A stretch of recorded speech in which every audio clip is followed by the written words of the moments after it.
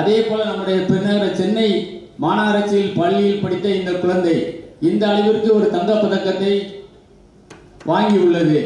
ஆகவே பெருநகர சென்னை மாநகராட்சி சார்பாக அவர்கள் அங்கே பயிற்சி எடுத்த இடம் புதுவனரப்பேட்டையிலே செரியன் நகர் பகுதியிலே ஒரு பெருநகர சென்னை மாநகராட்சியினுடைய ஒரு கட்டிடத்தில் பயிற்சி எடுத்தார்கள்.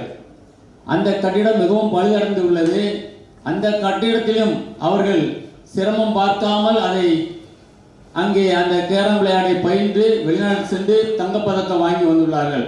ஆகவே அவர்கள் பயின்ற அந்த இடத்தை பெருநகர சென்னை மாநகராட்சியினுடைய அந்த இடத்தை அவர்கள் பேரில் அதை அவர்களுக்கு வழங்கி அங்கே கட்டிடமாக உருவாக்கி அவர்களுடைய பேரில் அங்கே வழங்க வேண்டும் என்பதை கோரிக்கையாக வைக்கின்றேன்.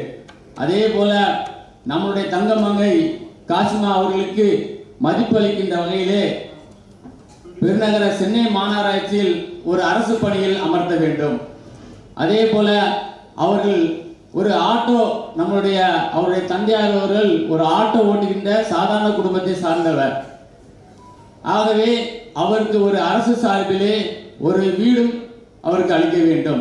ஒருவேளை பெருநகர சென்னை மாநகராட்சியால் வீடு அளிக்க முடியவில்லை, அந்த கட்டிடத்தை தர முடியவில்லை என்றால் இங்கே இந்த நேரத்தில் ஒரு தீர்மானமாக நிறைவேற்றி நம்முடைய தமிழக அரசுக்கு நம்முடைய தலைவரையாருக்கு அனுப்பினால் கண்டிப்பாக நம்முடைய தங்கமங்கைக்கு கிடைக்க வேண்டியது கிடைக்கும் என்பதை இந்த நேரத்தில் கூறிக்கொள்ள கடமைப்படுகின்றேன்.